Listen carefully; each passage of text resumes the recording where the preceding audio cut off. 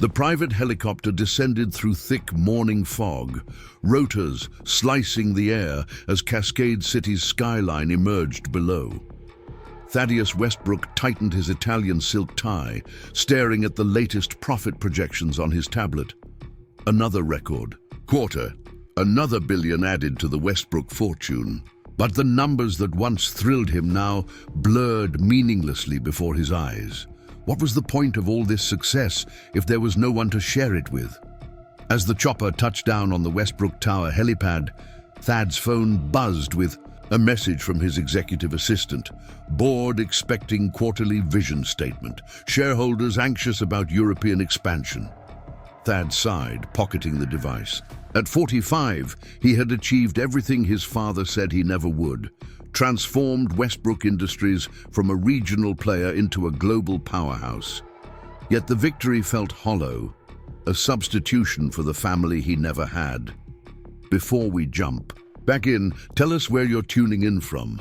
And if this story touches you, make sure you're subscribed, because tomorrow I've saved something extra special for you. Raven Mist lay 70 miles east of Cascade City, a former mining town nestled in the mountain shadows, now primarily populated by those seeking affordable housing away from urban centers.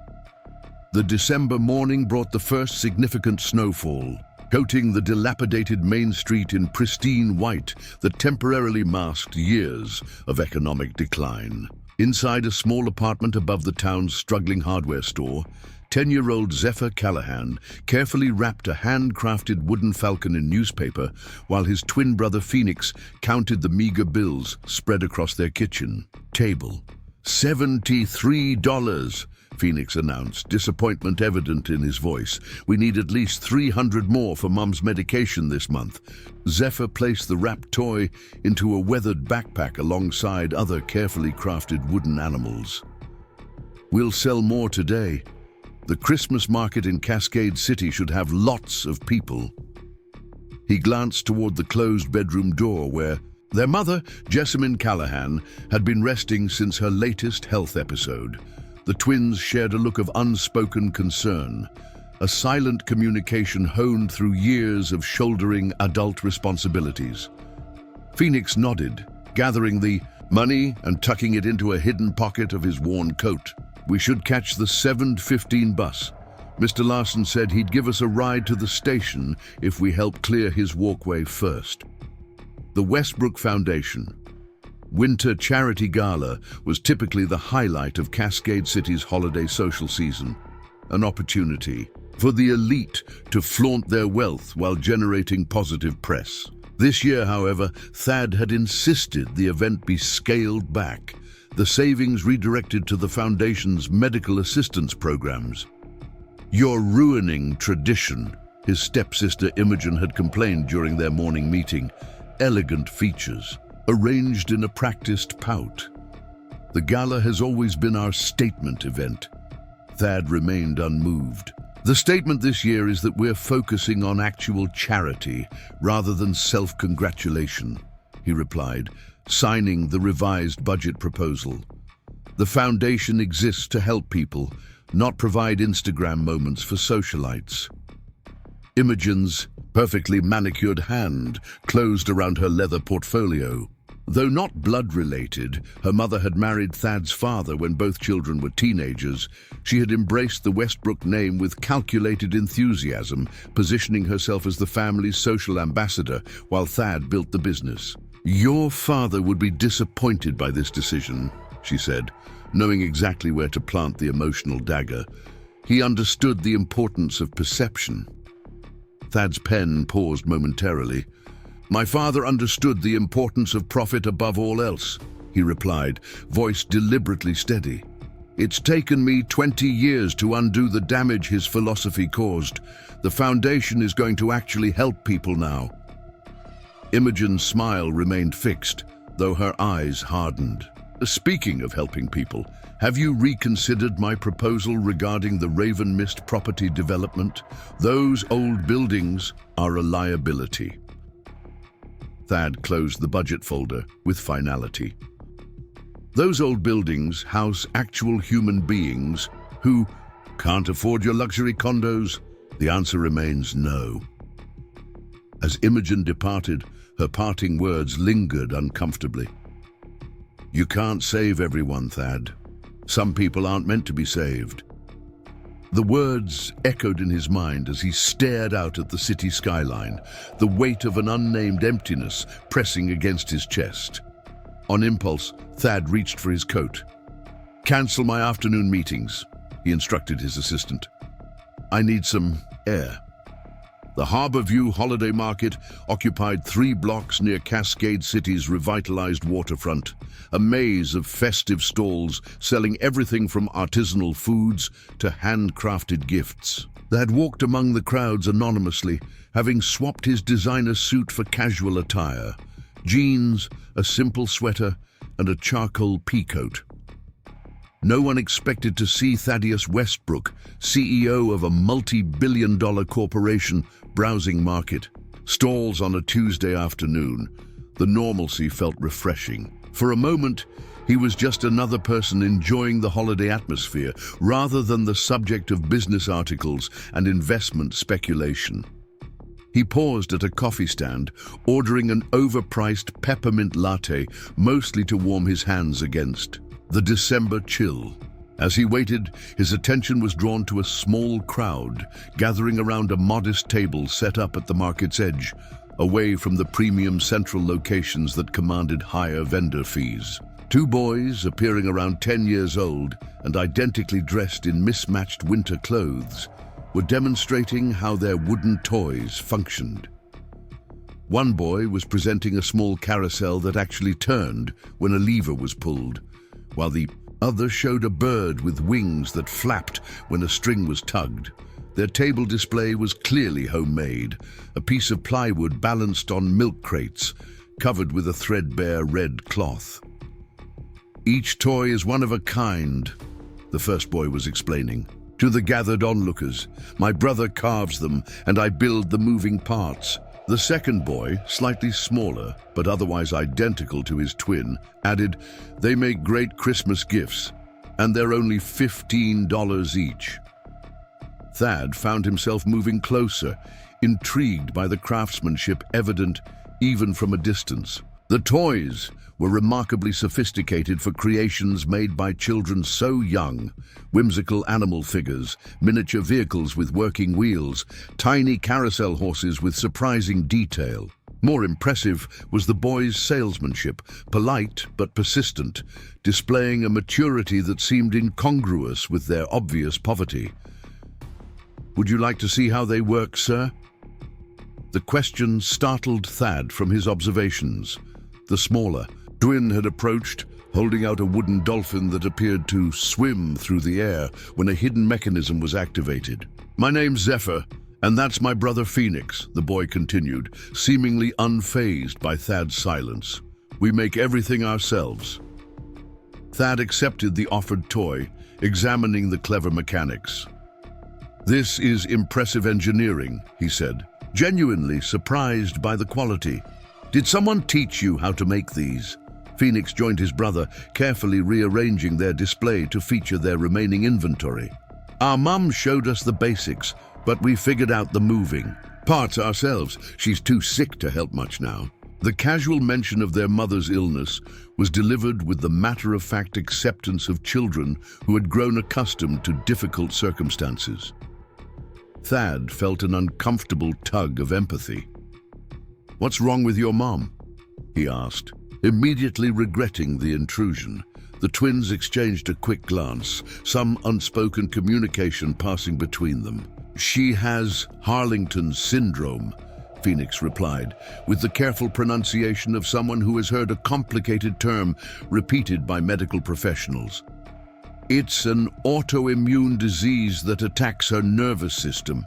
She needs special medicine. That costs a lot. Zephyr picked up the explanation seamlessly. The regular insurance doesn't cover it because it's experimental, so we're selling our toys to help pay. The matter-of-fact way they described their situation, without self-pity or dramatic flourish, struck Thad deeply. These children were, doing what his entire charitable foundation aimed to do, finding practical solutions to medical care gaps. "How much more do you need for the medicine?" he asked, reaching for his wallet.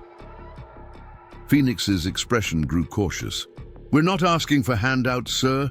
We're selling quality products." The pride in the boy's voice was unmistakable, and Thad felt a surprising surge of respect. "Of course," he replied. "I'd like to buy several Christmas gifts for my staff." As Thad selected toys from their display, he found himself studying the twins more carefully. Their determined salesmanship reminded him of himself at that age, though his childhood ventures had been conducted from the privileged position of the Westbrook estate, not a makeshift stand in the cold. Something about their features tugged at his memory, a strange sense of familiarity he couldn't place. Both boys had unusual eyes, a distinctive gray-blue with a darker ring around the iris. When Phoenix looked up suddenly, meeting Thad's gaze directly, the recognition hit like a physical blow. Preparing and narrating this story took us a lot of time, so if you are enjoying it, subscribe to our channel. It means a lot to us. Now back to the story. Those eyes, he knew those eyes. They were Jessamine's eyes, and his own. Thad fumbled the wooden train he was examining, nearly dropping it on the cobblestones. The world around him, the market sounds, the holiday music, the bustle of shoppers, seemed to recede, leaving only the face of the boy before him in sharp focus. A face that combined Jessamine's delicate features with his own stronger jawline. A face that shouldn't exist. "Are you okay, mister?" Zephyr asked, his concern genuine. Thad's mind raced through calculations. The twins appeared to be around 10 years old. 11 years ago, he had ended his relationship with Jessamine Callaghan after a devastating argument about their future. She had wanted to leave Cascade City, establish a simpler life away from the pressures of Westbrook Industries. He had been unwilling to abandon the company he was just beginning to remake in his own image. "What's your last name?" The question escaped before Thad could consider its abruptness. The twins again exchanged their silent communication before. Phoenix answered cautiously, "Callaghan, I'm Phoenix Callaghan, and he's Zephyr Callaghan." The confirmation sent another shock through Thad's system. Callaghan, Jessamine's family name, not Westbrook. She had never told him about the pregnancy, never informed him he had sons. 2 sons, who were now selling handmade toys to fund their mother's medical treatment while he lived in obscene luxury atop Westbrook Tower. "Sir, did you still want to buy the toys?" Zephyr's question pulled Thad back to the present moment. With shaking hands, he reached for his wallet, extracting several $100 bills. "I'll take all of them," he said, his voice sounding distant to his own ears. Phoenix's eyes, his eyes, widened at the money. "That's too much, sir. Our toys only cost $15 each." Thad forced a smile he didn't feel. "Consider it a bulk discount in reverse.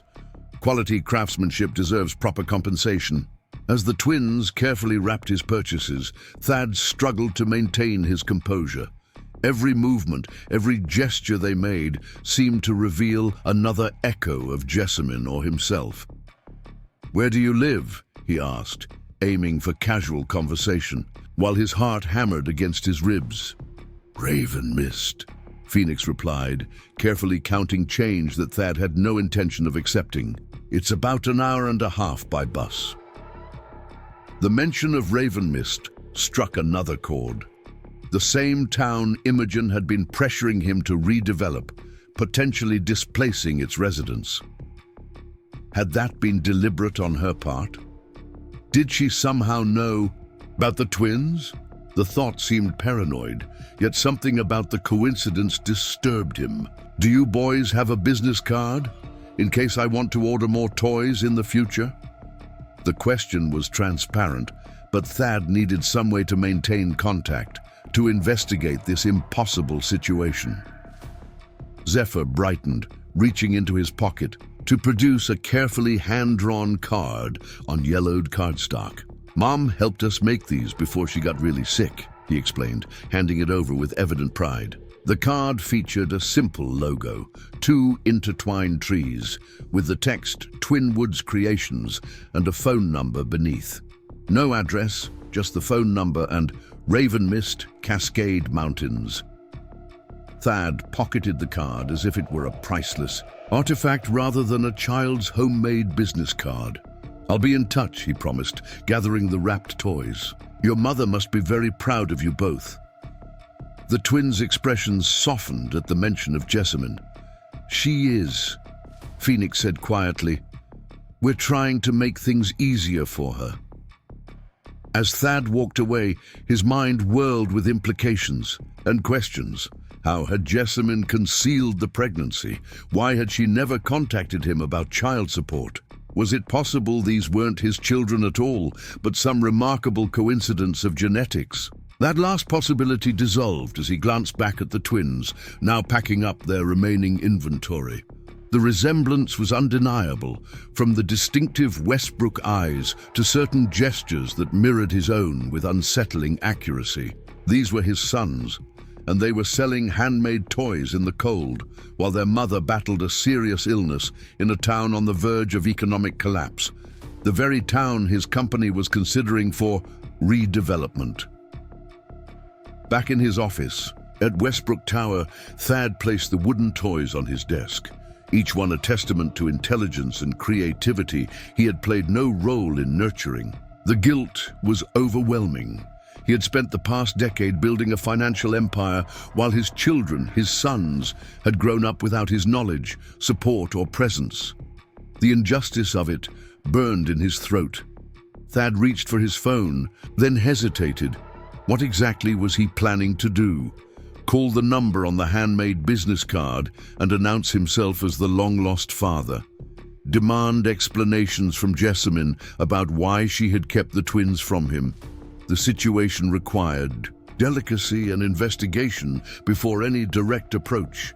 Instead, he pressed the intercom. "Lena, I need you to arrange a comprehensive background check on Jessamine Callaghan of Raven Mist.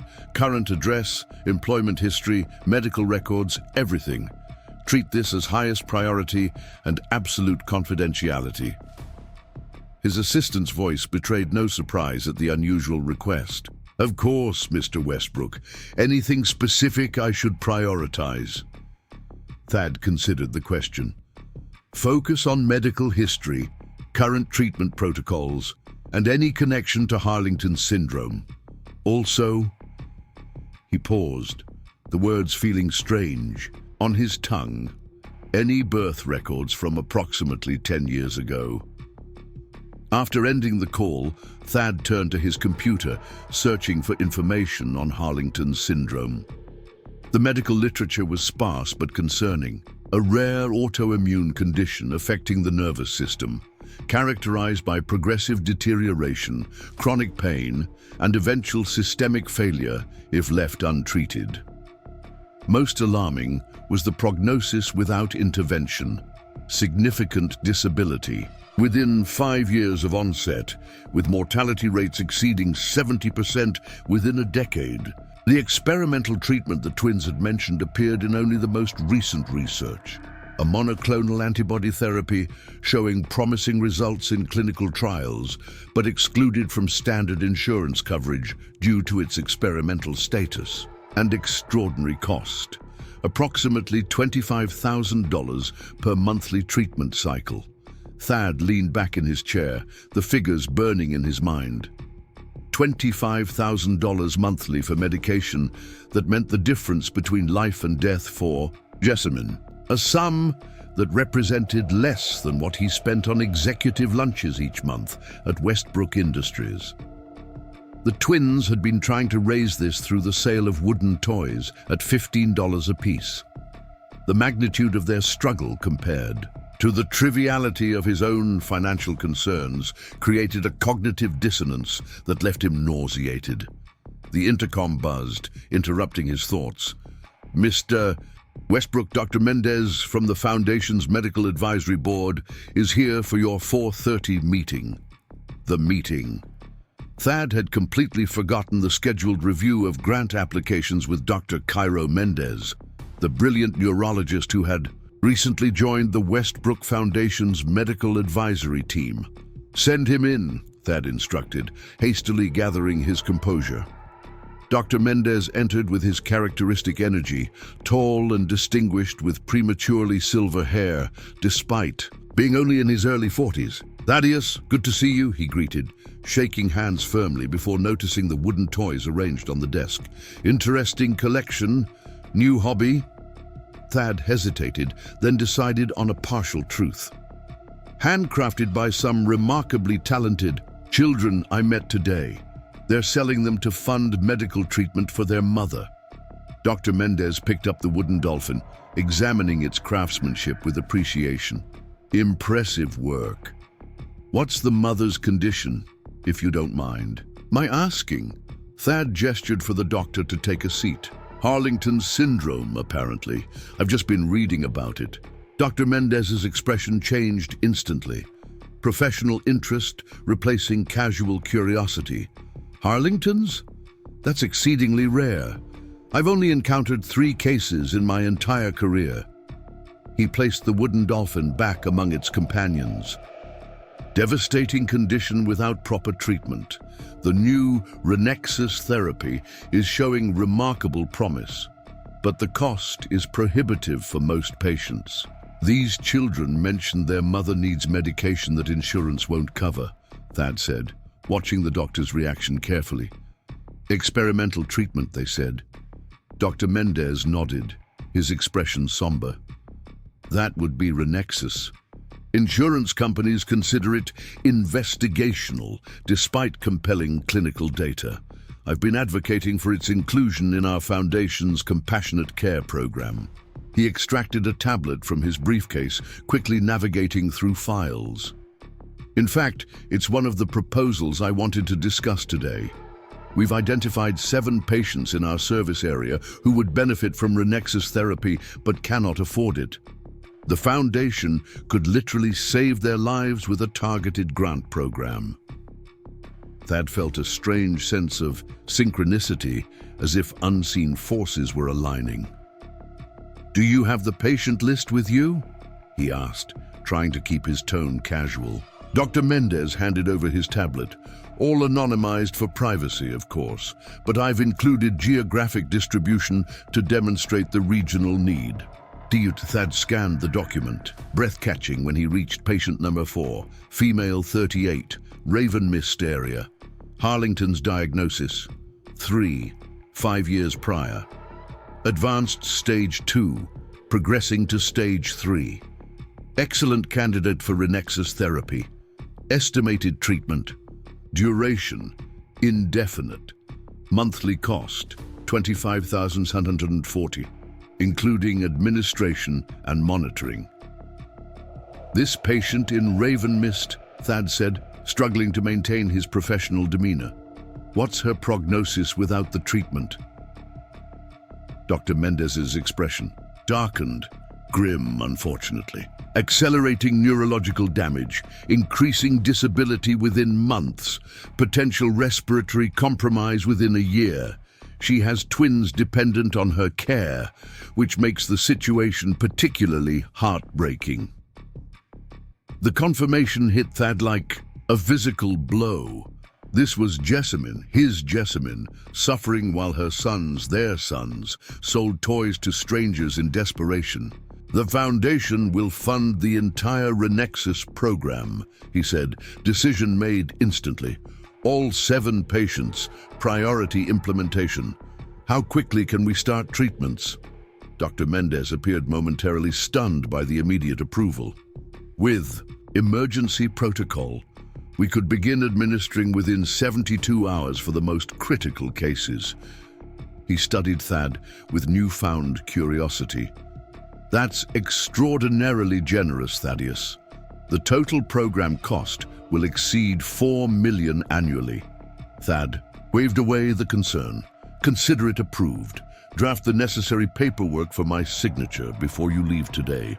"And doctor," He added as Mendez rose to depart, "I'd appreciate your personal oversight on the Raven Mist patient's case. Complete confidentiality. Report directly to me." The doctor nodded, clearly intrigued by the specific interest, but professional enough not to question it directly. "Of course, I'll handle it personally." After Dr. Mendez departed, Thad remained at his desk, staring at the wooden toys his sons had crafted. The reality of his situation was still sinking in. He had children, twin boys with Jessamine's artistic talent and his own mechanical aptitude. For 10 years, they had grown up without him, while he had built his empire believing he had sacrificed family for success. Had Jessamine deliberately kept them from him?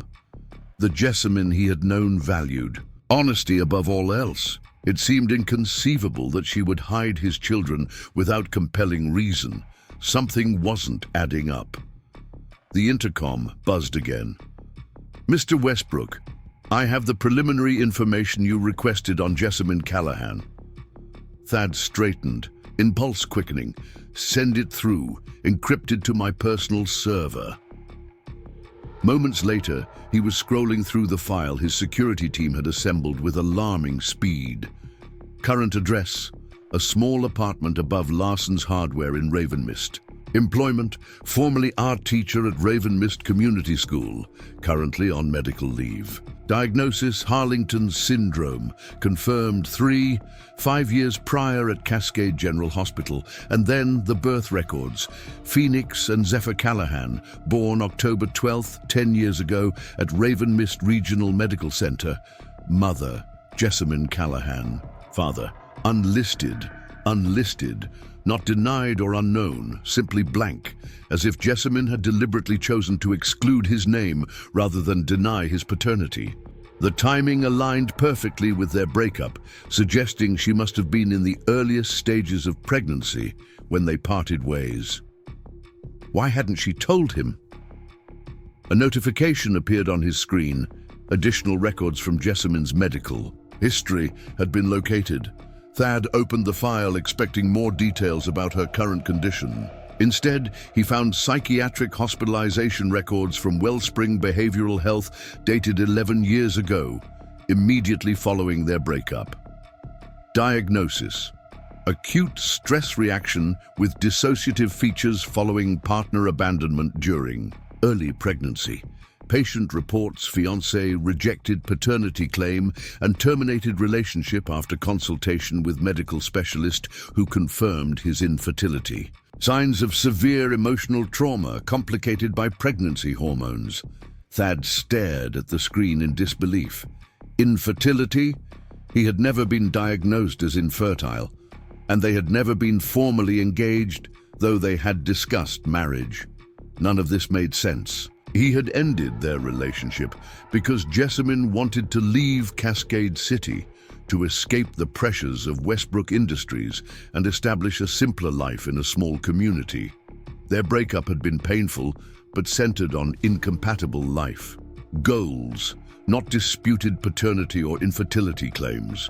The medical record suggested an entirely different scenario than the one he remembered. Another document caught his attention. Correspondence between Jessamine and the Westbrook estate dated 9 years ago, approximately 1 year after the twins' birth. The letter was addressed to Thaddeus Westbrook but had been returned unopened, marked "Recipient refuses delivery." Attached was a scanned photograph of infant twins with a handwritten note. "Thad, they have your eyes. Please reconsider your position on paternity testing. The boys deserve to know their father." The returned envelope featured a handwritten note in the margin. "Further correspondence will be reported as harassment. IW. Imogen Westbrook." His stepsister had intercepted communication from Jessamine and rejected it in his name. The implications were staggering. Had Imogen systematically hidden Jessamine's attempts to contact him about the twins? Had she somehow fabricated an infertility diagnosis to drive them apart? It seemed implausible, yet the evidence before him suggested deliberate interference. Thad reached for his phone, then hesitated. Confronting Imogen directly would alert her to his discovery. Better to gather more information first, to understand the full scope of her potential deception before taking action. Instead, he opened the contact card the twins had given him, dialing the number with trembling fingers. After several rings, a young voice answered. "Twin Woods Creations. This is Phoenix speaking." Thad took a deep breath, steadying himself. "Hello, Phoenix. We met earlier today at the holiday market. I purchased your entire inventory." There was a pause, then excitement entered the boy's voice. "Oh, yes, sir. Thank you again. Did you need something else?" Thad hesitated, uncertain how to proceed without revealing too much. "Actually, I was impressed by your craftsmanship and wanted to place a special order. Would it be possible to meet with you and your brother tomorrow to discuss details?" "We're not going to the market tomorrow," Phoenix replied, disappointment evident. "We need to stay with our mom. She has a doctor's appointment in the morning and she gets really tired afterward." Thad seized the opening. "Perhaps I could come to Ravenmist instead. I have business there anyway." It wasn't entirely a lie. He now had very significant business in the mountain town. "I understand if that's not convenient with your mother's condition." There was muffled conversation on the other end. Then Phoenix returned. "Zephyr says that would be okay. We could meet you at Larson's Hardware. Around 2 o'clock? We live right above it." "That sounds perfect," Thad agreed, heart racing at the prospect of seeing Jessamine again after all these years. "And Phoenix, would it be possible to speak with your mother as well? I'd like to discuss a potential large commission that might require her input." More muffled consultation occurred before the boy responded. "She'll try, sir, but she gets very tired in the afternoons. It depends on how she's feeling after her appointment." Thad felt a pang at the reminder of Jessamine's illness. "Of course, please don't inconvenience her. Her health is the priority." After ending the call, Thad sat in his silent office, the implications of his discovery still reverberating through his consciousness. Tomorrow, he would go to Ravenmist. Tomorrow, he would see Jessamine again and the sons he never knew existed. Tomorrow, he would begin to unravel what appeared to be a decade-long deception orchestrated by his stepsister. But tonight, he needed to prepare. Opening his computer, he began drafting a series of legal documents, revisions to his will, paternity acknowledgements, healthcare proxies, and most significantly, transfer of Westbrook Foundation funds to establish immediate treatment for Jessamine. The wooden toys his sons had crafted remained arranged on his desk, silent witnesses to the revelation that had shattered his understanding of the past decade and irrevocably altered his future. Whatever happened tomorrow in Ravenmist, Thaddeus Westbrook knew with absolute certainty that his life would never be the same again. The empire he had built now seemed meaningless compared to the family he had unknowingly lost, but perhaps it wasn't too late to reclaim what truly mattered. The drive to Ravenmist took Thad through winding mountain roads lined with evergreens heavy with snow. He had chosen to drive himself, declining his usual chauffeur in favor of privacy and time to think. His sleek Aston Martin seemed ostentatious amid the pickup trucks and practical SUVs that dominated the rural highway, a rolling announcement of wealth that made him increasingly uncomfortable as urban sprawl gave way to small communities struggling to survive in the modern economy. Thad had been awake most of the night, reviewing every document his team had assembled about Jessamine and the twins. The picture that emerged was both heartbreaking and infuriating. After leaving Cascade City, Jessamine had settled in Ravenmist, using her art degree to secure a teaching position at the local school. She had maintained a modest but stable life until her diagnosis 3.5 years ago, when medical bills began to erode her careful financial foundation.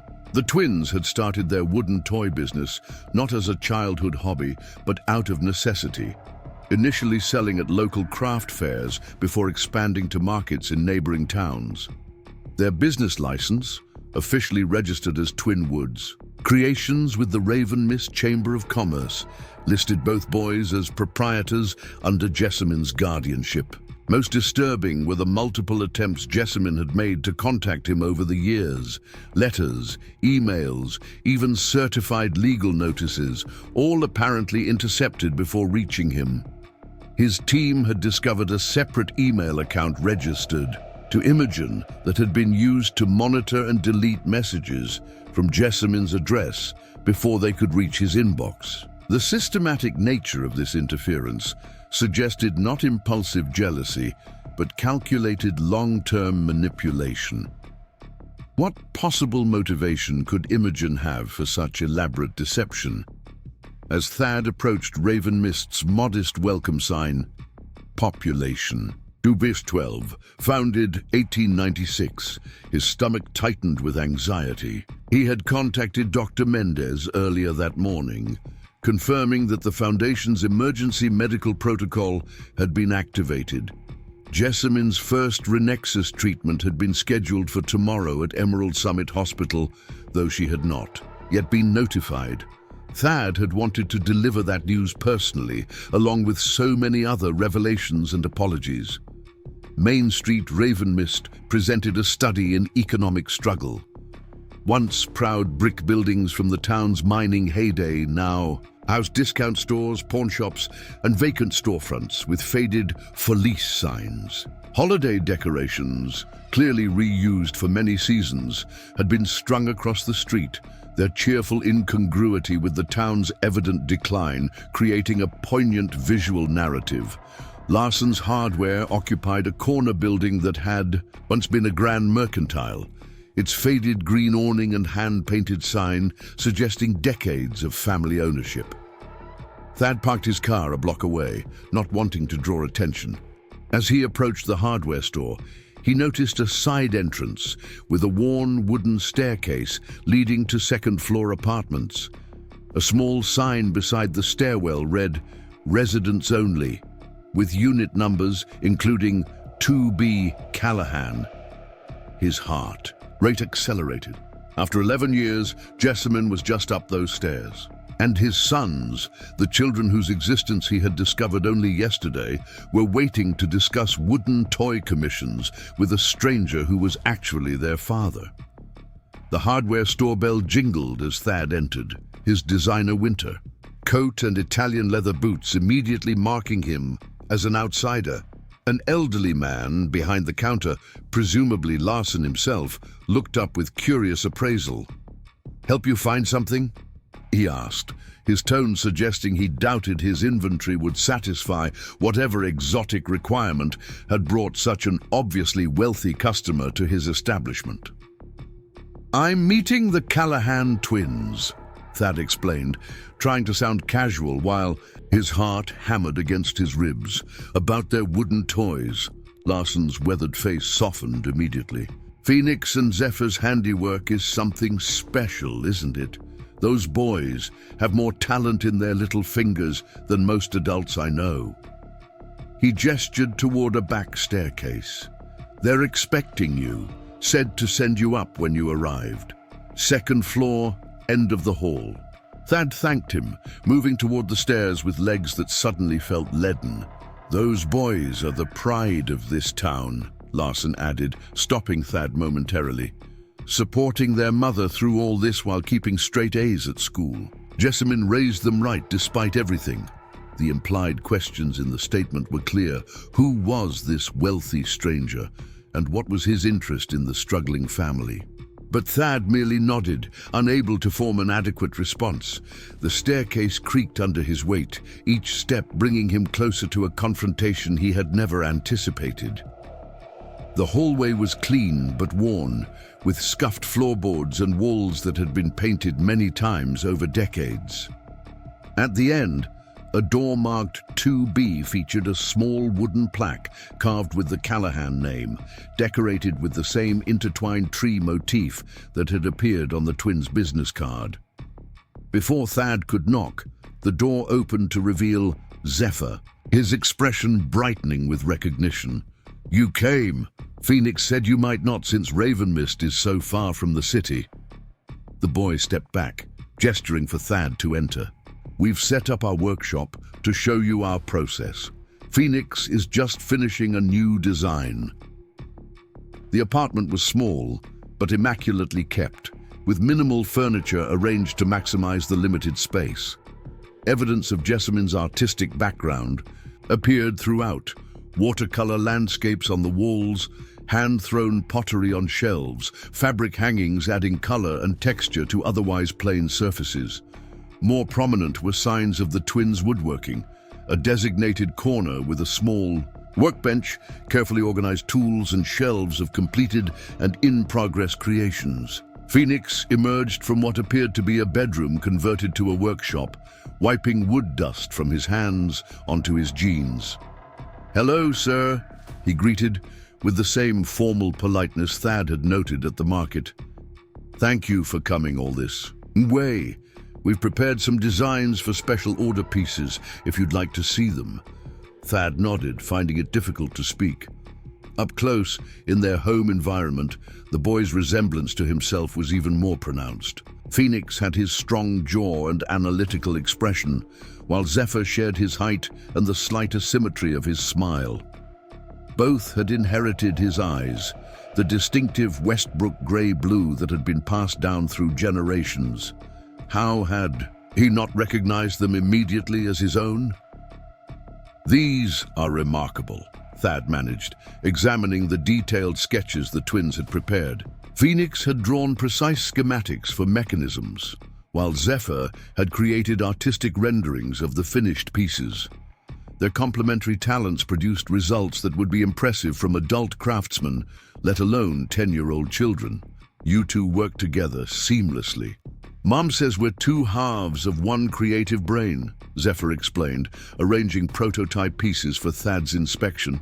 "I see how things should look, and Phoenix figures out how to make them work." He hesitated, then added more quietly, "She's resting now. The doctor's appointment was difficult today." Thad felt a pang of concern. "I understand. Please don't disturb her on my account." He picked up a partially completed carousel, admiring the detailed horses. "Your mother is an artist too?" The question was unnecessary. He knew intimately the extent of Jessamine's talent, but he needed some way to approach the subject of her. "She was the art teacher at our school until she got sick," Phoenix explained, obvious pride in his voice. "She can still create on her good days, but her hands shake too much for detailed work now. That's why we took over the wood carving. It was something she taught us that we could continue." Zephyr pointed to a painting on the wall, a landscape depicting a mountain lake that Thad recognized instantly. Crystal Cove, the secluded spot where he had first told Jessamine he loved her. The memory hit with unexpected force. "That's her best work," Zephyr said. "She painted it before we were born. Says it reminds her of happier times." A quiet voice from the hallway interrupted the moment. "The boys are being modest. Their work far exceeds my teaching." Jessamine Callaghan stood in the doorway, one hand braced against the frame for support. Thad's breath caught in his throat. 11 years had changed her, as had illness.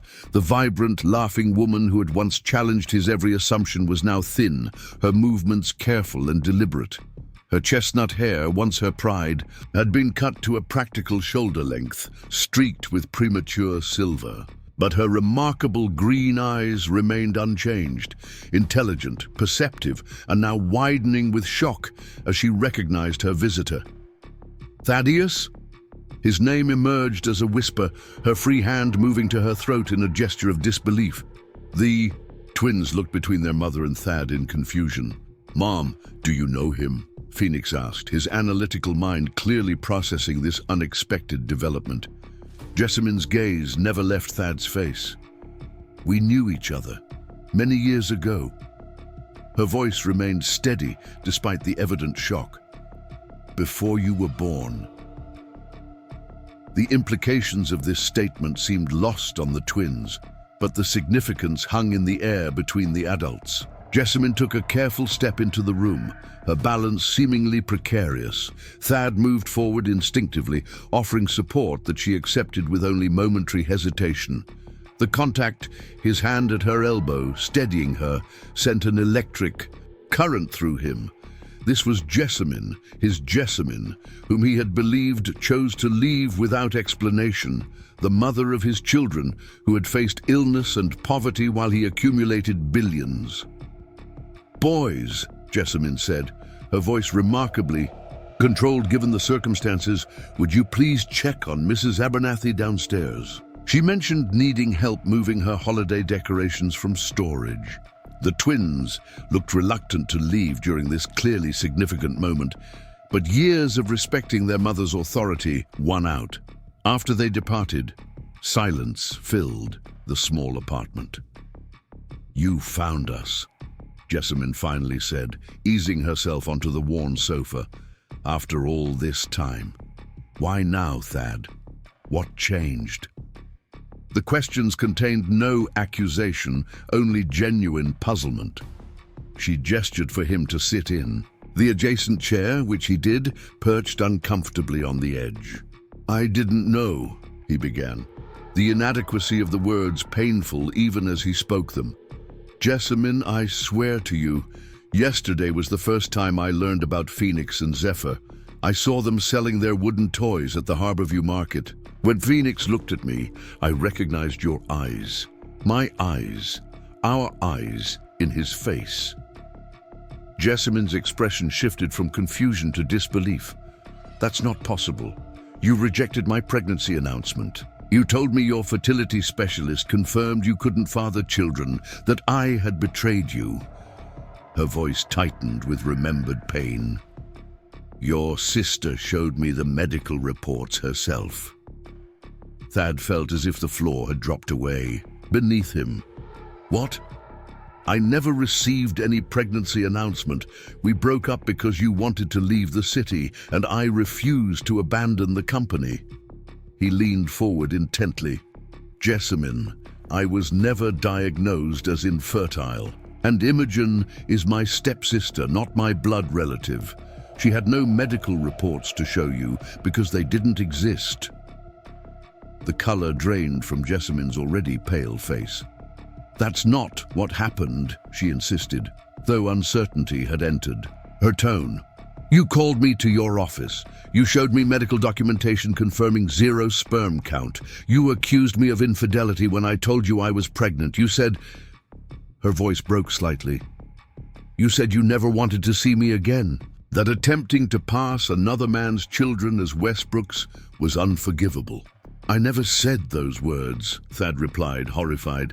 "That meeting never happened, at least not with me." A terrible suspicion was forming in his mind. Was it a phone call or in person?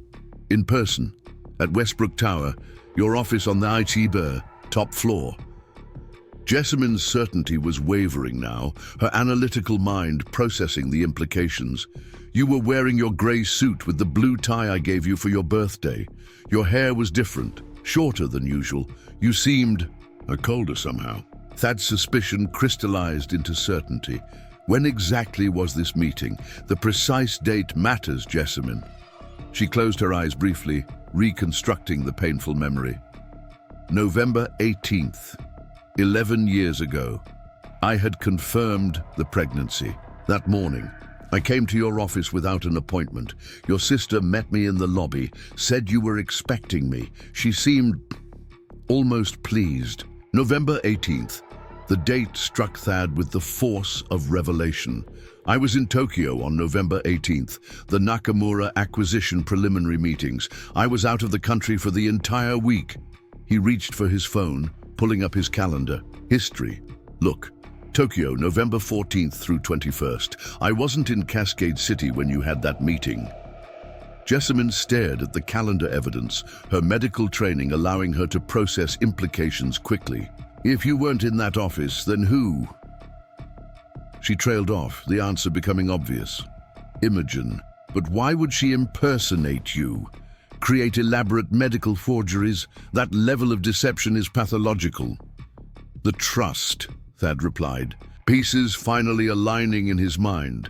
My father's estate included a significant trust that would transfer partially to my spouse and children upon marriage or birth. Imogen's mother, my stepmother, had been trying to access those funds for years without success. The only way to prevent dilution of her potential inheritance was to ensure I never had children. The magnitude of the deception stunned them both into momentary silence. Jessamine recovered first, years of adapting to medical crises, having honed her crisis management skills. The letters I sent afterward, the legal notices when the twins were born. You never received any of them? Thad shook his head, anguish evident in his expression. I had my team investigate after I saw the boys yesterday. Imogen apparently established mail and email protocols to intercept any communication from you. The letters you sent were marked "Return to Sender," with notes suggesting I was rejecting contact. He reached into his jacket, withdrawing copies of the documentation his team had assembled. She created an elaborate system to keep us separated. Jessamine, for 11 years, she denied me knowledge of my sons. Jessamine accepted the documents with trembling hands, scanning them with increasing dismay.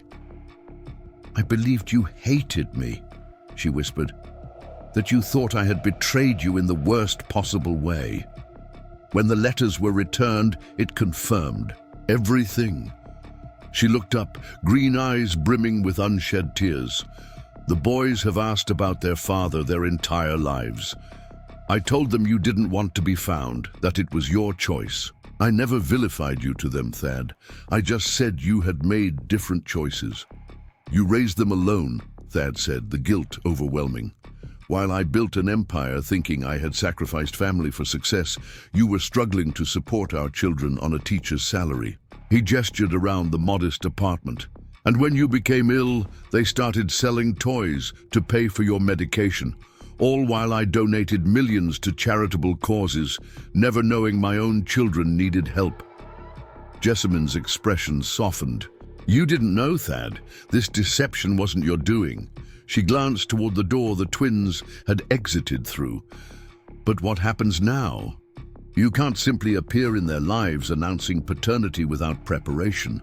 They're 10 years old, with established understandings of their world, and there's my condition to consider. The prognosis isn't good without experimental treatment that costs more than I'll earn in a decade. The treatment has been arranged, Thad said quietly. The Westbrook Foundation has established a compassionate care program specifically for Harlington syndrome patients. Your first Renexus therapy session is scheduled for tomorrow at Emerald Summit Hospital. He hesitated, then added, It was being processed before I even knew the patient was you. My medical director presented the case yesterday, anonymized, but I recognized the details after meeting the twins. Jessamine stared at him, disbelief warring with desperate hope. That's not possible. Renexus therapy costs over $25,000 per month. The waiting list for compassionate care programs is years long.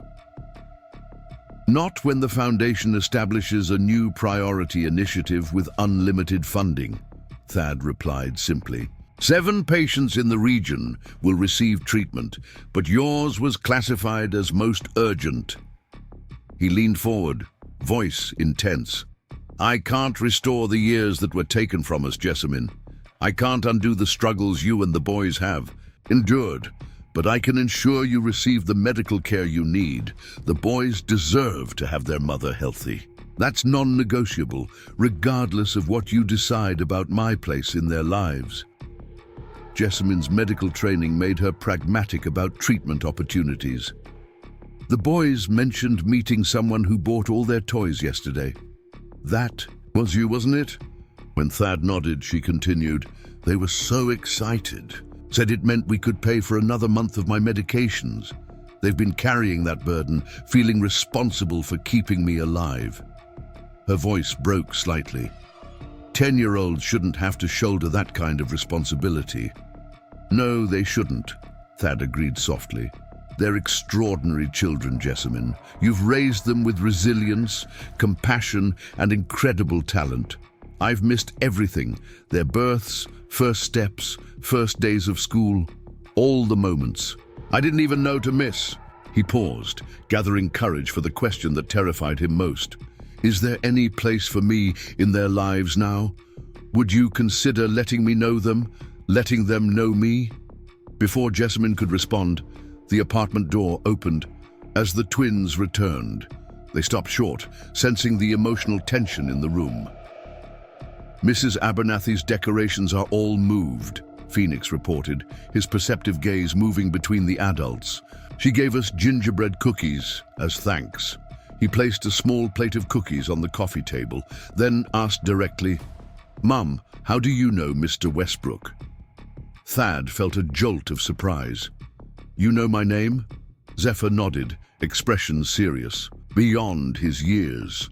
We looked you up after you left your business card with the toys you bought. Thaddeus Westbrook, CEO of Westbrook Industries. Your picture was on the company website." The boy's direct gaze was disconcertingly familiar, Thad's own expression looking back at him from a child's face. "You're the man who wants to redevelop Raven Mist, the one who might make us all move away." The accusation caught Thad completely off guard. "What? No, that's not..." He stopped, remembering Imogen's persistent pressure regarding the Raven Mist development proposal. "That project isn't happening. I rejected it weeks ago." Phoenix stepped protectively closer to his mother. Your company's website says construction starts next spring. There's a whole section about revitalizing Raven Mist with luxury condos and boutique shopping." His expression hardened. It says relocating current residents to create a premier mountain destination experience. Thad pulled out his phone, quickly navigating to the Westbrook Industries website. There, prominently featured on the homepage, was exactly what Phoenix had described. A development plan he had explicitly rejected, presented as approved and proceeding. The announcement bore yesterday's date and featured Imogen's quote as project director. The implications were staggering. His stepsister was not only continuing her deception, but escalating it, announcing unauthorized projects in his company's name. "This wasn't approved," Thad said, anger building as he scrolled through the detailed plans. "I specifically rejected this proposal because of its impact on current residents. Someone published this without authorization." He didn't need to specify who that someone was. "I'll have it removed immediately." Jessamine was watching him closely, years of protective instinct making her cautious despite their emotional reconnection. "The boys researched you thoroughly after your purchase yesterday. They're concerned about your sudden interest, especially given your company's plans for our town. They're very protective of me." Her implication was clear. She needed to understand his true intentions before allowing any relationship with their sons. Thad met her gaze directly. "My interest in your family has nothing to do with Raven Mist's development, which I never approved. I came here today because I recognized my children." He turned to the twins, who were watching with identical expressions of confused suspicion. "Phoenix, Zephyr, I knew your mother many years ago. We were very close, but we were separated. Circumstances that neither of us fully understood until today." Jessamine reached for her son's hands, drawing them to sit beside her on the sofa. "Mr. Westbrook and I have been talking about some important history that affects all of us," she began carefully. "It's complicated, and there are parts even we are just figuring out." She glanced at Thad, a silent question in her eyes. He nodded, giving her permission to proceed however she deemed appropriate. "Remember how I've told you that sometimes life doesn't follow the path we expect," she continued, "and how I've always said that your father had his own journey that took him away from us." The twins nodded, eyes moving suspiciously between their mother and Thad. I believed that your father chose not to be part of our lives. I was wrong. He didn't know about you. He wasn't given the chance to choose. Phoenix, analytical, as always, was the first to make the connection. Are you saying... He began, then stopped, the implication too monumental to articulate. Zephyr completed his thought, emotional intuition balancing his brother's logic. You're our father? Our actual father? Thad nodded, throat too tight for words. The moment suspended between them, fragile and momentous. He had imagined this scenario repeatedly during the sleepless night and long drive to Raven Mist. But nothing had prepared him for the reality of his son's expressions as they processed this revelation. That's why we have your eyes, Phoenix said finally, the scientific confirmation clearly important to his methodical mind. Genetic inheritance, dominant traits. He turned to his mother. You always said we had our father's eyes. You meant literally. If you're our father, where have you been? Zephyr demanded, protective instinct flaring. Mom's been sick. We've been selling toys in the cold. Why help now after 10 years? The accusation was justified, yet based on a misunderstanding Thad desperately needed to correct. I didn't know you existed until yesterday, he replied, keeping his voice gentle despite the emotion threatening to overwhelm him. Your mother and I were separated by an elaborate deception. Someone intercepted all communication between us. When your mother tried to tell me she was pregnant, that person prevented the messages from reaching me. When she sent letters after you were born, they were returned without my knowledge. Phoenix's brow furrowed with the intensity of his concentration. So you didn't abandon us. You just didn't know about us. I would never have abandoned you if I had known, Thad affirmed, the statement emerging as a vow. Finding you yesterday was like discovering a piece of myself I never knew was missing.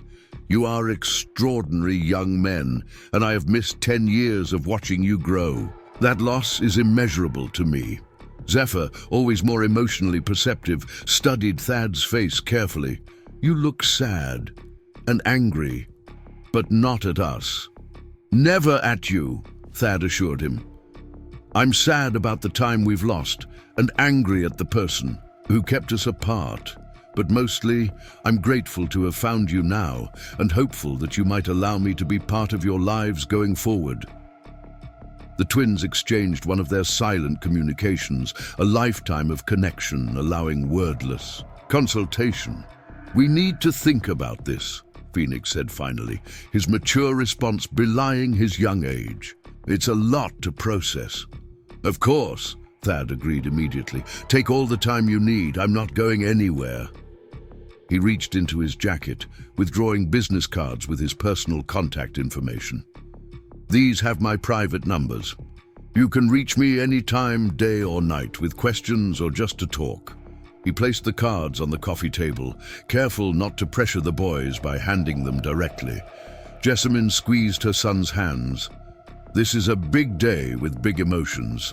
For everyone. Maybe you boys could work in your workshop for a while. I need to talk with Mr. Westbrook about some adult matters, including my treatment tomorrow.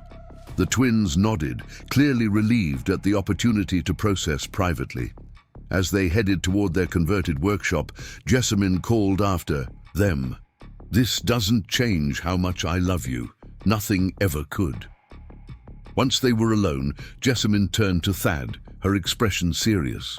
They'll have questions, dozens of them once the shock wears off. They're methodical that way. They'll want to understand everything. She sighed, the sound carrying the weight of a decade's struggle. We need to be aligned on what they're ready to hear. The full extent of Imogen's manipulation is too much for them right now. Thad nodded in agreement. We should focus on the future, not the past. They need stability, not a complex narrative of deception. He hesitated, then added softly, Thank you for not demonizing me to them all these years. You had every reason to believe I had rejected them, yet you left room for reconciliation. They're half you, Thad. I couldn't let them hate a part of themselves. Jessamine's pragmatism had always balanced his intensity. It was one of the qualities that had drawn him to her initially. The bigger question is what happens now. You live in a penthouse atop Westbrook Tower. We live above a hardware store in a town your company supposedly plans to demolish. These worlds don't easily merge. The challenge was valid, requiring immediate address. First, I'm halting any unauthorized development plans for Raven Mist. Instead, I'll establish a community revitalization program, infrastructure improvements, business development grants, educational endowments, investment without displacement. The idea formed as he spoke, crystallizing into commitment. Second, regarding our living situation, what would you prefer? I could relocate to Ravenmist, establish a satellite office, or help you find more suitable accommodations here that would maintain the boys' connection to their community, or... Slow down, Jessamine interrupted, a ghost of her former smile appearing. Let's start with my treatment tomorrow and the boys' adjustment to this revelation. Long-term decisions can wait until we have better understanding of each other's current lives. She studied him with the perceptiveness that had always seen through his corporate facade to the person beneath. You've changed, Thad. The man I knew would have arrived with a comprehensive 10-point plan and expectations of immediate implementation. Thad acknowledged the accuracy of her assessment with a rueful smile. Discovering you have children you never knew about provides perspective on what can and cannot be controlled. His expression grew serious again. But there's one thing that cannot wait, Jessamine. Imogen's interference. It continues even now, with unauthorized development announcements and who knows what else. She needs to be confronted before she can cause further damage.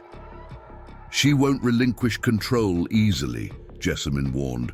Someone capable of maintaining a deception this elaborate for a decade isn't easily deterred. I know, Thad agreed grimly, which is why I've already initiated security protocols. My team is currently securing all Westbrook systems and accounts against her access. By tomorrow morning, she'll discover she's been removed from all positions of authority within the company and foundation. He didn't mention the other measures he had set in motion. The forensic accountants examining years of financial records, the legal team preparing potential criminal charges for identity fraud and corporate misrepresentation. From the workshop came the sound of quiet conversation, occasionally punctuated by the tap of woodworking tools. The twins processing their new reality through the craftsmanship that had become their emotional outlet. Watching Jessamine's gaze drift toward that sound, Thad was struck by the parallel journeys they had traveled apart. He building a financial empire while she built something infinitely more valuable in their sons. They're remarkable boys, he said softly. You've done an incredible job raising them alone. They've made it easy, Jessamine replied, maternal pride evident despite her exhaustion. They've always had each other, twin souls who balance perfectly, Phoenix plans while Zephyr dreams. Together, they accomplish what neither could alone. She turned back to Thad, a new vulnerability in her expression. They need stability, Thad. Whatever happens between us, whatever role you take in their lives, it must be consistent. They've had enough uncertainty with my illness. I understand, Thad responded, the promise implicit in his tone. I've missed a decade of their lives. I won't miss another day if I can help it. He glanced at his watch, reluctant to leave but aware of overextending this initial meeting. I should go. You need rest before tomorrow's treatment, and the boys need time to process. He stood, withdrawing a file from his briefcase. These are the details for tomorrow. The Foundation's car service will collect you at 9 a.m. Dr. Mendez will oversee the treatment personally. Jessamine accepted the file, her medical training allowing quick assessment of its contents. This protocol is the most advanced available. she noted with professional appreciation. The exact regimen I would have chosen if cost were no object. She looked up, expression conflicted between pride and gratitude. Thank you for this. Regardless of our past or future, this treatment could give me years I wouldn't otherwise have with the boys. It's the least I can do, Thad replied, the inadequacy of the statement painful to them both. How did one compensate for 10 lost years, for childhood spent in financial insecurity while their father accumulated billions, for a mother's struggle to raise children alone while battling a degenerative disease? No financial intervention could restore what had been taken. As Thad prepared to leave, the workshop door opened and Phoenix emerged, his expression serious but no longer hostile. Will you be at the hospital tomorrow for Mom's treatment? The question contained layers of meaning, a tentative acceptance of Thad's presence, a test of his commitment, an acknowledgement of shared concern for Jessamine. If that's acceptable to all of you, yes, I'd like to be there, Thad replied. Careful not to presume too much too quickly, Phoenix nodded once, decision apparently made. We're coming too. Zeph and I always go to Mom's appointments. Of course, Thad agreed. Family solidarity in medical crises was clearly established practice for the Callaghans. For the first time, Phoenix's expression relaxed slightly. We'll see you tomorrow then. It wasn't forgiveness or acceptance yet, but it was an opening, a willingness to proceed to the next interaction. As Thad descended the stairs to the hardware store, his emotions oscillated between elation and rage. Joy at discovering his sons, tempered by fury at the elaborate deception that had denied their connection for a decade. Imogen had stolen years that could never be recovered, constructed a false narrative that had caused immeasurable pain and continued her manipulation even now. Tomorrow would bring Jessamine's treatment, the first step toward healing her physical condition, but confronting Imogen would require different medicine altogether, the kind that brought long overdue consequences for actions too calculating to forgive. Emerald Summit Hospital stood in stark contrast to Raven Mist's struggling infrastructure, a gleaming medical complex funded primarily by Westbrook Foundation grants over the past decade. Thad had arrived early, ensuring everything was prepared for Jessamine's first treatment. The private suite he'd arranged featured mountain views, comfortable seating for the twins during the lengthy infusion process, and a discreet security detail stationed outside to prevent unwanted interruptions. Dr. Mendez had personally overseen the preparation of the Renexus protocol, his professional detachment occasionally slipping to reveal genuine excitement about offering cutting-edge treatment to a patient who so desperately needed it. The initial infusion takes approximately 4 hours, Mendez explained, reviewing the protocol with Thad in the doctor's private office. Side effects are generally minimal, though fatigue is common for the first 48 hours. We'll monitor her closely, but results can be remarkably swift with Harlington's.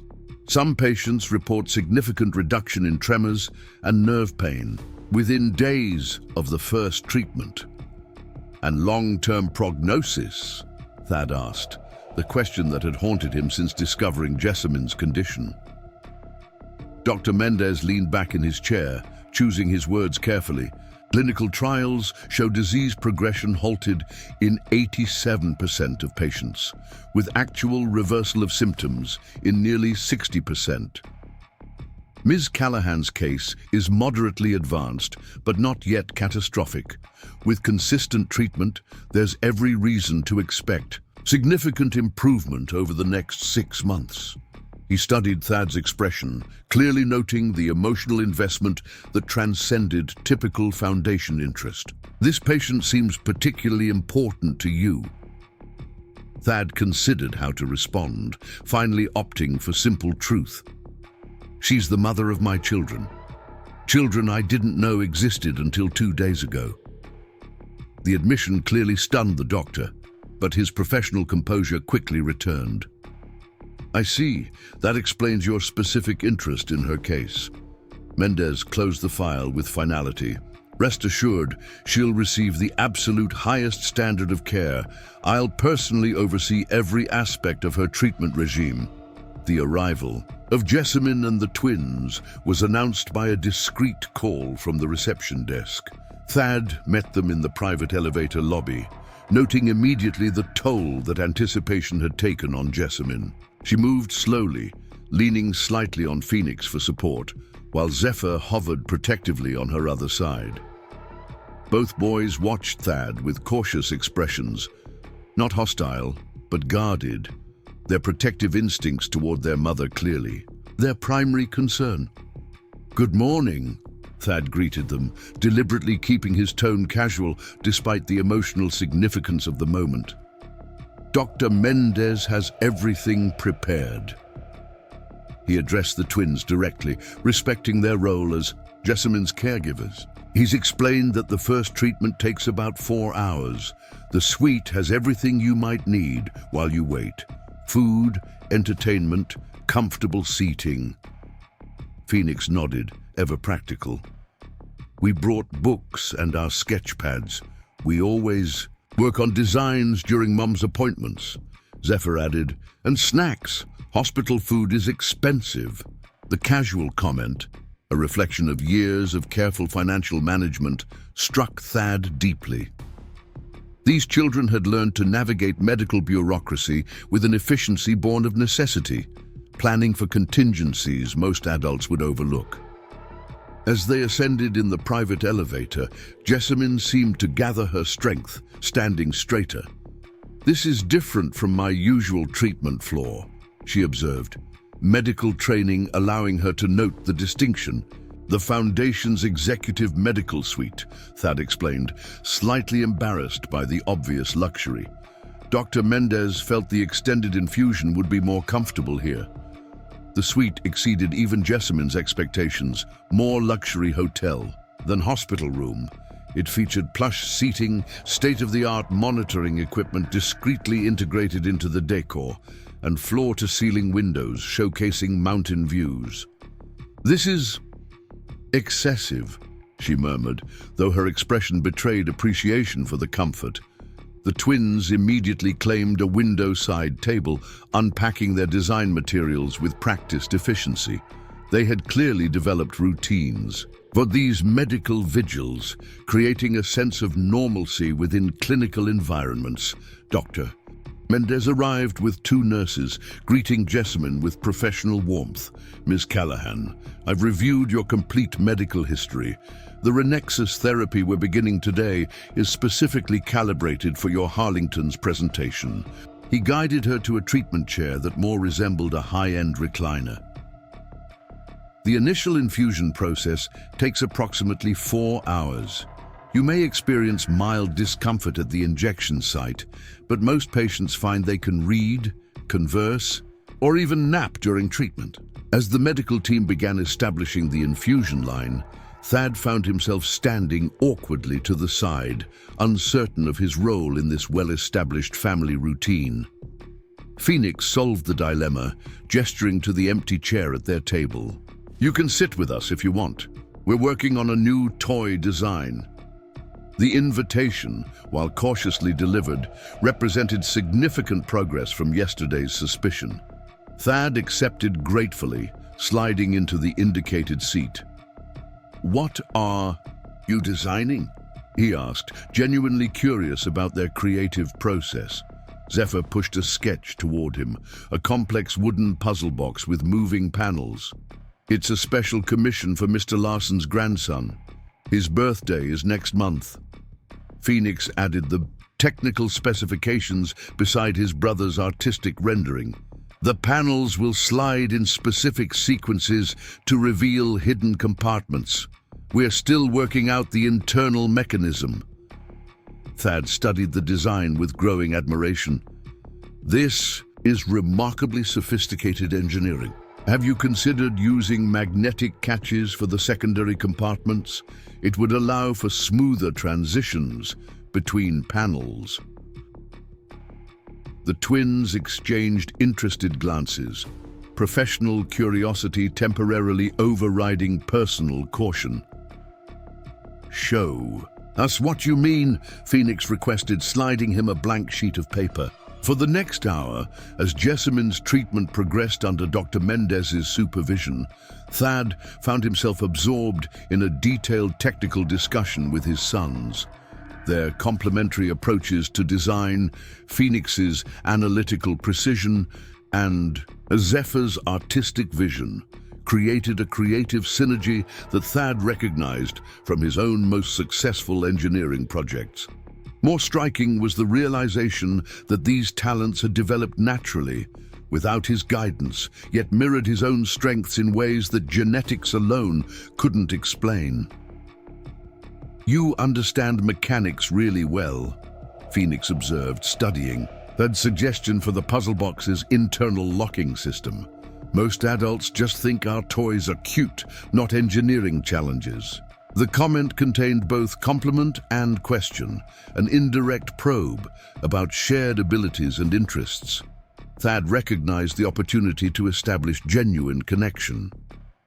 "I started with mechanical design before business," he explained, shaping a small model from paper to demonstrate his concept. "My first patents were for micro-hydraulic systems when I was in college. The principles scale up or down, whether you're designing skyscrapers or wooden toys, the fundamental mechanics remain consistent." He hesitated, then added more personally, "I used to build models as a child too, mostly boats and planes, but some puzzle boxes similar to this." Zephyr looked up from his sketching, interest piqued. "Mom says we got our building talents from our father. She never mentioned it was you specifically, just that he was good with his hands." The statement hung between them, an oblique acknowledgement of their biological connection that neither boy had directly referenced since yesterday's revelation. Thad chose his response carefully.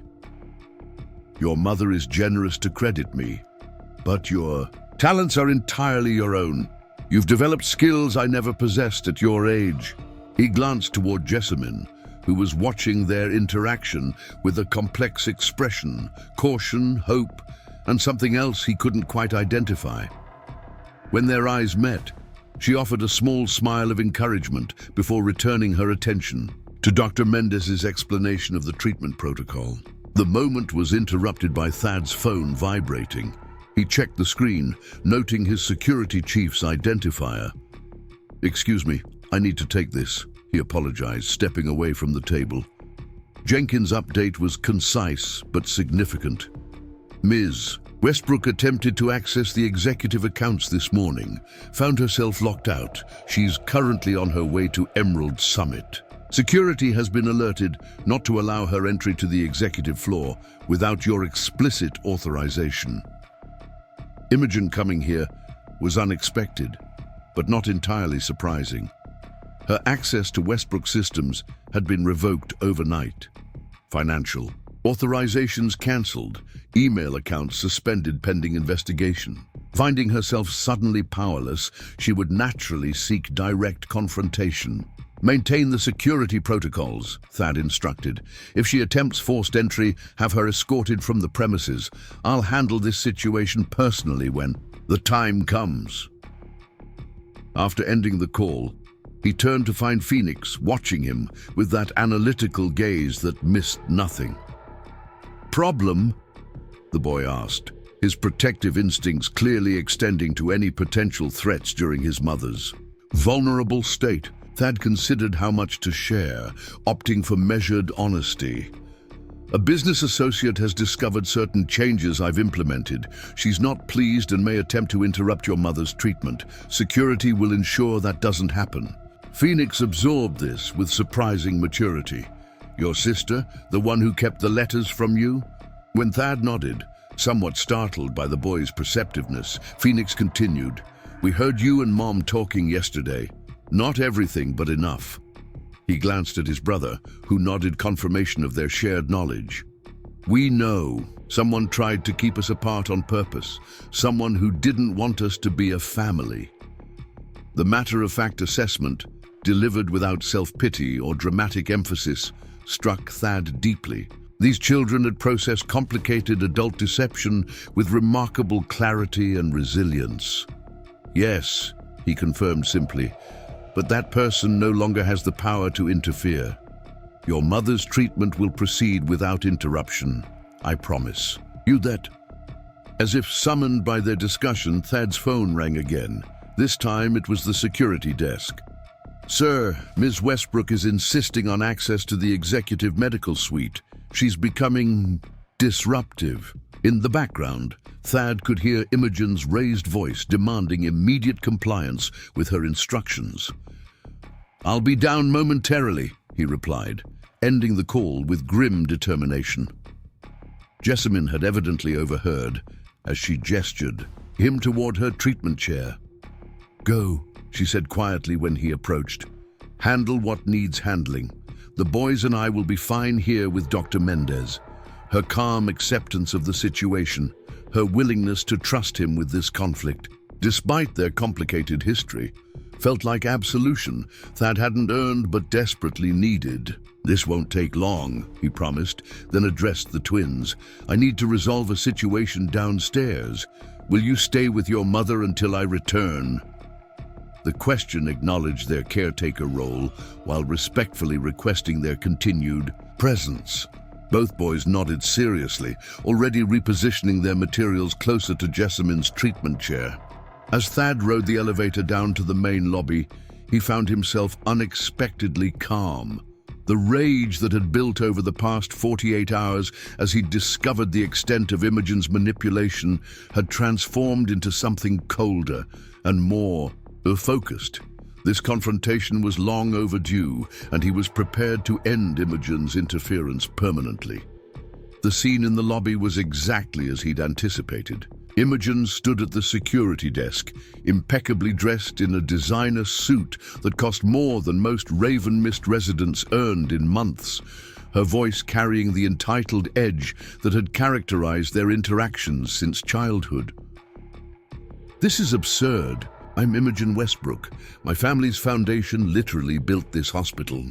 You cannot deny me access to any part of this facility." The security officer, to his credit, remained professionally detached. "I understand your frustration, Ms. Westbrook, but I can only authorize access based on current protocols. Your credentials have been suspended in our system. I've called Mr. Westbrook and he's coming down to address the situation personally."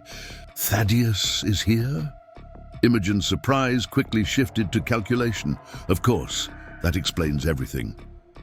She spotted Thad as he emerged from the elevator, her practiced social smile instantly replacing her previous irritation.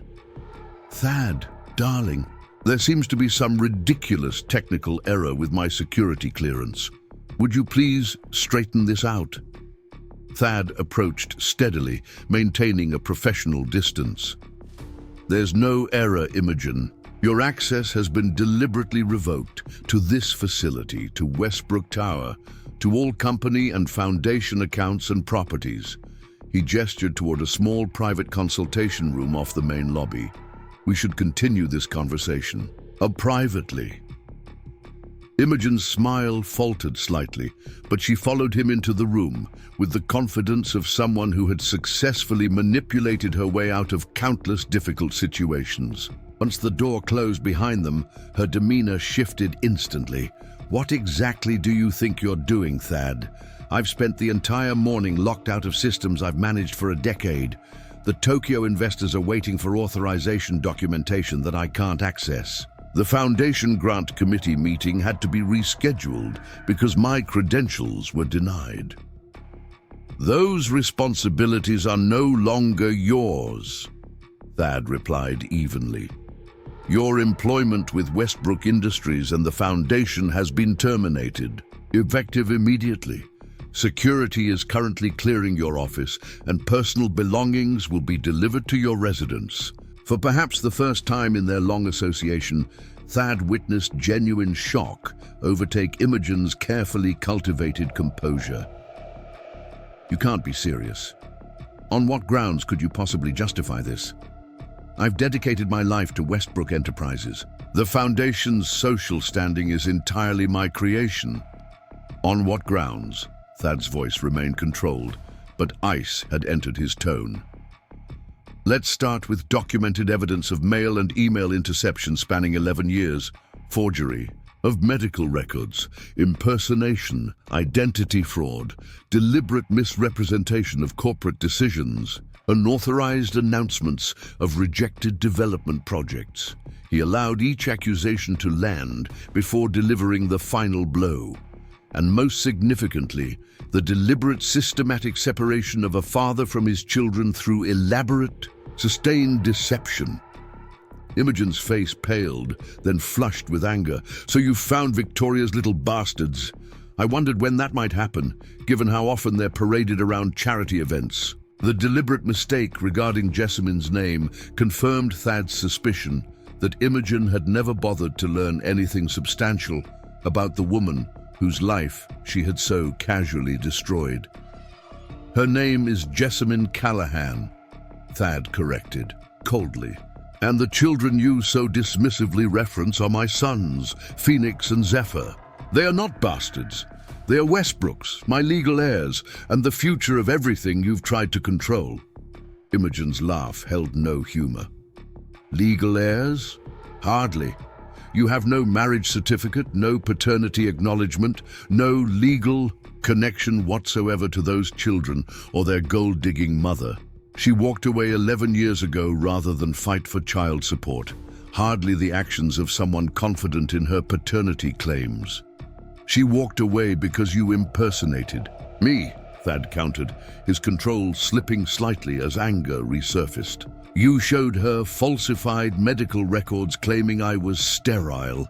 You convinced her I had rejected her pregnancy announcement and accused her of infidelity. You intercepted every attempt she made to establish contact afterward. He leaned forward, voice lowering dangerously. I know everything, Imogen. The elaborate mail monitoring protocols, the email filtering system targeting specific addresses, the falsified return mail marked "Recipient refuses delivery" with my forged handwriting. For a moment, Imogen seemed on the verge of denial, but something in Thad's expression convinced her of the futility. Her strategy shifted instantly.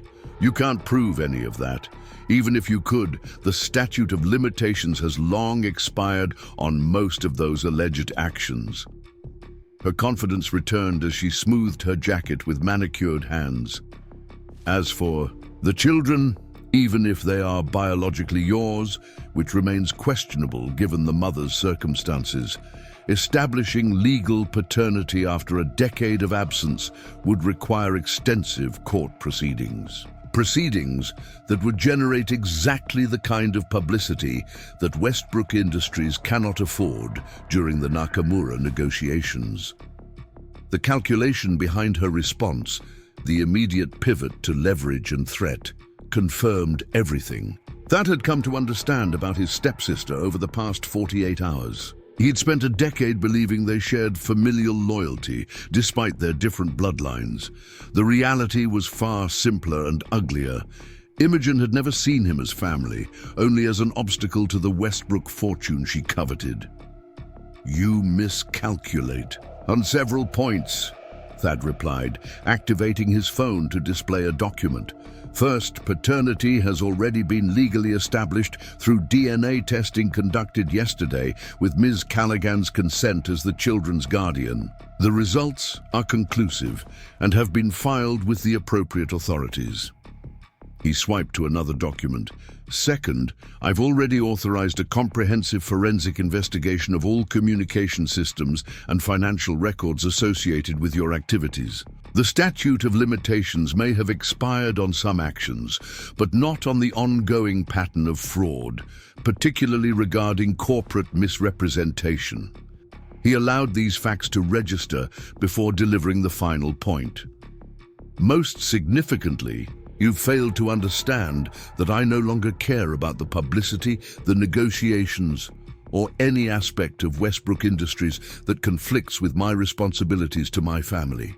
I spent a decade building an empire while my children sold handmade toys to fund their mother's medical treatment. That ends today, regardless of the corporate consequences. For perhaps the first time in her life, Imogen appeared genuinely speechless. The implications of Thad's complete reprioritization, his willingness to sacrifice business interests for family, represented a paradigm shift she had never anticipated. Her entire strategy had been predicated on his unwavering dedication to the Westbrook corporate legacy above all else. "You're making a catastrophic mistake," she finally managed, desperation entering her tone. "Those children and that woman are strangers to you. We are family, Thad. We've built this empire together.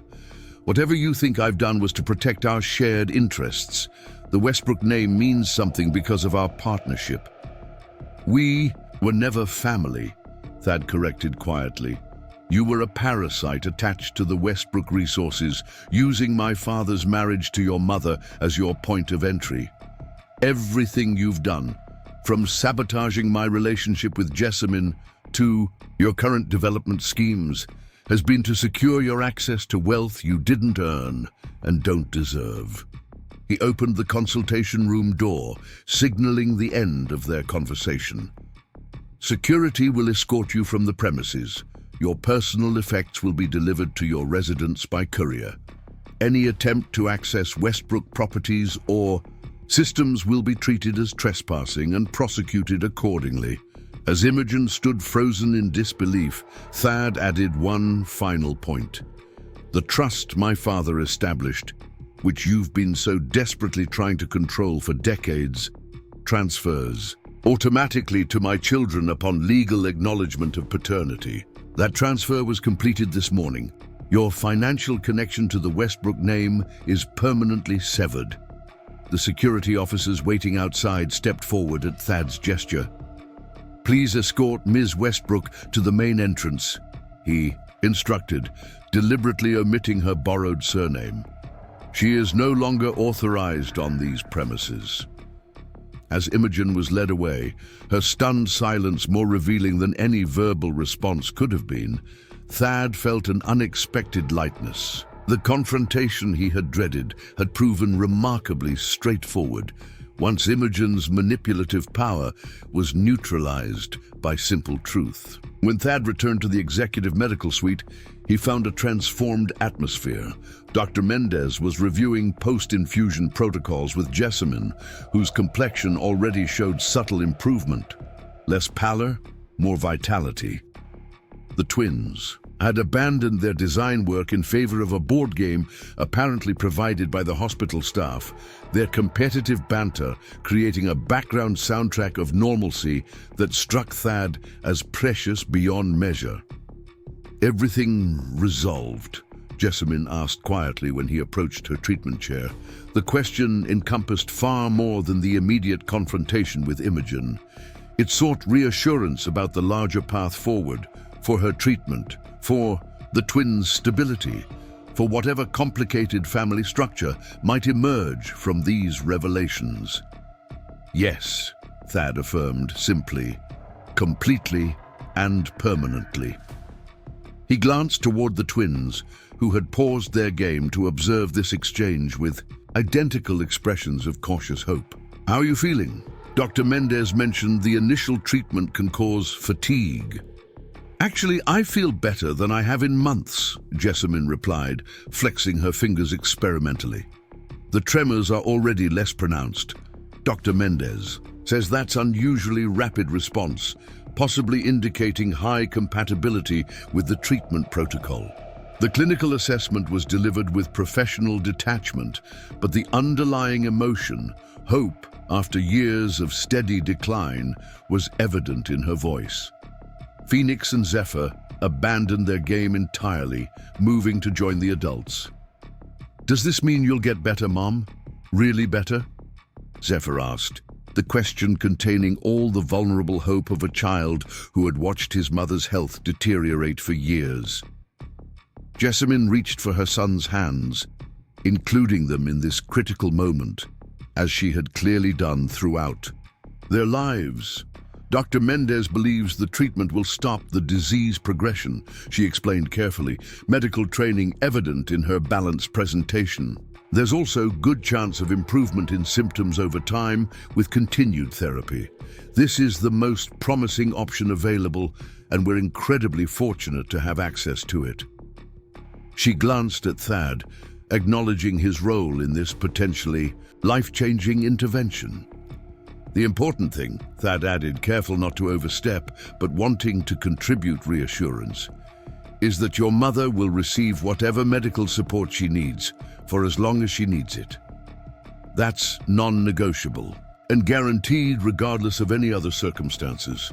He directed this last point to Jessamine, ensuring she understood that his commitment to her health transcended any potential complications in their personal relationship. Dr. Mendez tactfully excused himself to complete the treatment documentation, leaving the newly discovered family in private conversation. An awkward silence descended briefly, the magnitude of their situation. 4 people connected by biology, but separated by a decade of deliberate interference, creating conversational barriers that even the twins' directness hesitated to breach. Phoenix, ever practical, finally addressed the question hanging unspoken between them. What happens now? After Mum's treatment today, I mean. Do we go back to Raven Mist, or... He trailed off, clearly uncertain how to articulate the alternative possibilities that had emerged over the past 48 hours. Thad looked to Jessamine, respecting her primary role in the twins' lives. She considered carefully before responding. For today, we return to Raven Mist. I'll need rest after this first treatment, and you boys have school tomorrow. She glanced at Thad, including him in the decision-making for perhaps the first time. Beyond that, I think we should approach changes gradually. She hesitated, then corrected herself. Thad and I need to discuss many practical matters before making long-term plans. But he is our father, right? Zephyr pressed, apparently needing explicit confirmation of the relationship that had been implied but not directly addressed in their presence. Biologically and legally now, yes? Yes, Thad confirmed, meeting his son's questioning gaze directly. I am your father, both biologically and legally. That's now officially documented and recognized. What that means practically, how involved.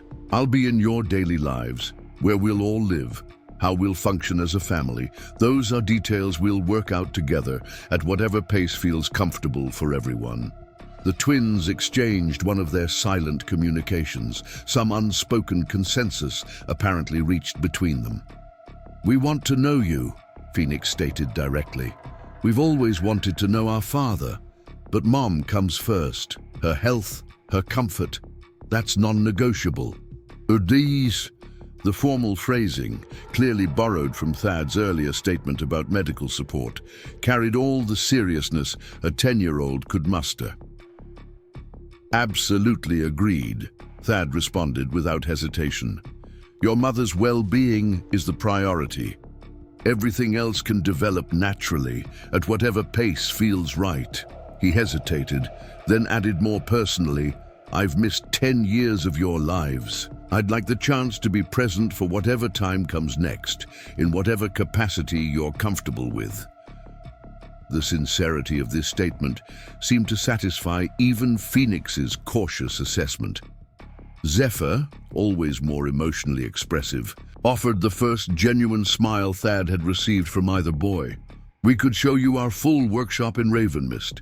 It's small, but we have all our special tools there, and the designs for toys we haven't been able to build yet because the materials were too expensive. I'd like that very much, Thad replied, the simple invitation representing far more significant acceptance than its surface content suggested.